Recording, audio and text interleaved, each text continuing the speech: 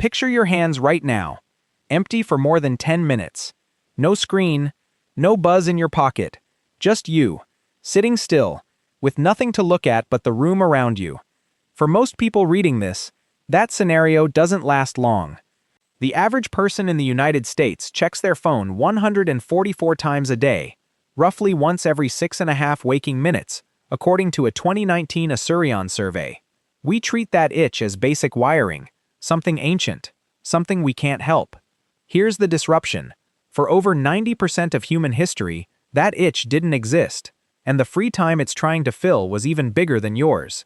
In 1964, a Canadian anthropologist named Richard Lee flew into the Kalahari Desert to live among the Kung San, a hunter-gatherer people in the Dobe area of what is now Botswana. He expected to document a population on the edge of starvation, the popular image of primitive man, locked in a brutal, non-stop hunt for survival. He brought scales, food logs, and a stopwatch. What he found broke that assumption completely.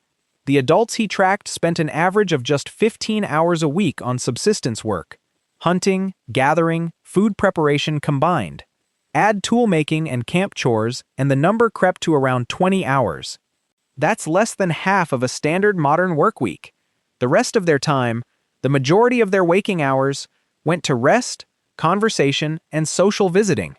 This is the promise. What you're about to learn doesn't just describe how ancient humans filled their days. It rewrites what busy was ever supposed to mean, and it suggests the boredom you're trying to kill with your phone might be the most natural state your body knows. Lee published his data in 1968, and 2 years later a Chicago anthropologist named Marshall Sahlins took it further. In a 1966 paper that would become one of the most cited works in anthropology, Sahlins called hunter-gatherer societies like the Kung the original affluent society, not affluent because they had more, affluent because they wanted less, and got it easily. Where industrial society defines wealth as closing the gap between endless wants and limited means, Sahlins argued foragers closed that gap the opposite way, by keeping their wants small enough that a few hours of effort satisfied them completely. It's a strange kind of math. A Kung forager in 1964 needed to locate mungongo nuts, roots, and the occasional kudu or warthog. That was the ceiling of the job. There was no quota to beat, no inbox to clear, no algorithm demanding one more hour of attention. Once the day's food was secured, the workday was, by definition, over. But here's where it gets stranger. The leftover hours weren't spent doing nothing. They were spent doing something modern life has almost engineered out of existence: undirected, face-to-face presence. In the Dobe camps Lee studied, adults spent large stretches of the afternoon simply sitting together, talking, resting, grooming, telling stories. Anthropologist Polly Wiessner, who worked with the hoansi, a San people closely related to the Kung, starting in the 1970s, recorded and analyzed hundreds of their conversations decades later, publishing her findings in 2014. She found that during daylight hours, only about 6% of conversation topics were what she classified as gossip about absent or disliked people, the drama-heavy talk we associate with idle time. Once the sun went down, that shifted. Around the fire at night, storytelling took over, and roughly 81% of nighttime talk was narrative, myths, personal histories, accounts of distant kin and past hunts. This wasn't idle chatter with no function.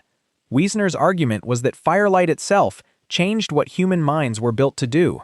Daylight hours favored practical, economic, sometimes tense exchanges, the social bookkeeping of camp life. Night, lit only by flame, favored imagination. Stories told after dark ranged across time and space in a way daytime talk never did, describing faraway relatives, ancestors, trance-healing journeys, entire cosmologies.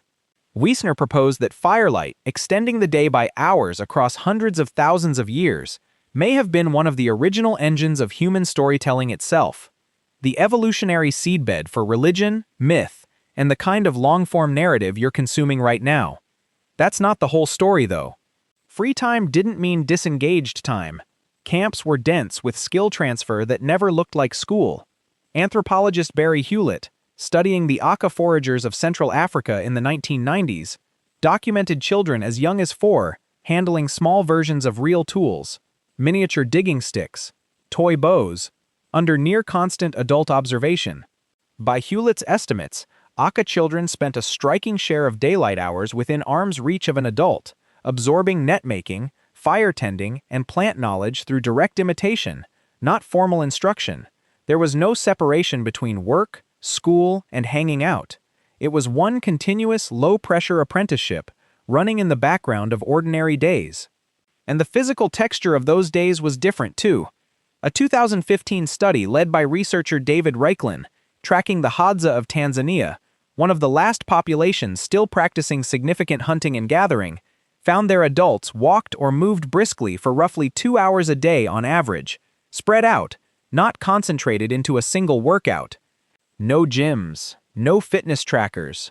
Movement was simply what filling a day looked like: walking to water, walking to forage, walking to visit another camp. Except there was a problem with painting this whole picture as paradise. Free time cuts both ways. The same slow, unstructured hours that produce storytelling and skill sharing also left space for something harder to romanticize: violence, risk, and death that modern life has almost entirely engineered away. Anthropologist Richard Wrangham and biologist Michael Wilson, compiling data across multiple forager societies in a widely cited 2004 analysis, estimated that violent death, largely at the hands of other humans, accounted for a significant share of adult mortality in many hunter-gatherer groups, in some populations reaching well over 10%. Compare that to a modern industrialized nation where homicide typically accounts for a fraction of 1% of deaths. The same open schedule that allowed for fire-lit myths and unhurried apprenticeships also allowed old grudges, territorial disputes, and revenge killings the room to unfold, generation after generation, with no police, no courts, no witnesses beyond the camp itself. Boredom, too, wasn't always gentle. Some researchers argue the Kung's famous 15-hour workweek hides a harder truth. Food security still fluctuated. A single bad drought season in the Kalahari could turn leisure into desperate, dangerous searching. The abundance Sahlins described in 1966 wasn't guaranteed. It was, in good years, a genuine surplus of time, and in bad years, an illusion that vanished fast. So the picture isn't simple.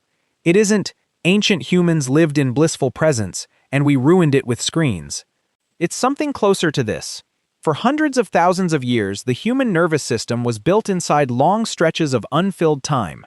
Time spent walking, watching, listening to stories by firelight, sitting near other bodies with nothing urgent to do.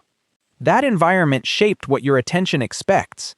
Even now, the same brain that once filled its idle hours with a grandmother's voice describing a hunt from 30 years ago is the brain you're using right now to fill idle hours with a glowing rectangle instead. The tool changed. The itch for something to fill the quiet, that's older than the wheel, older than fire itself, maybe older than language. Somewhere between a Kung fire circle in the Kalahari and the phone in your hand tonight, the hours stayed the same length. Only what you're allowed to do with them changed.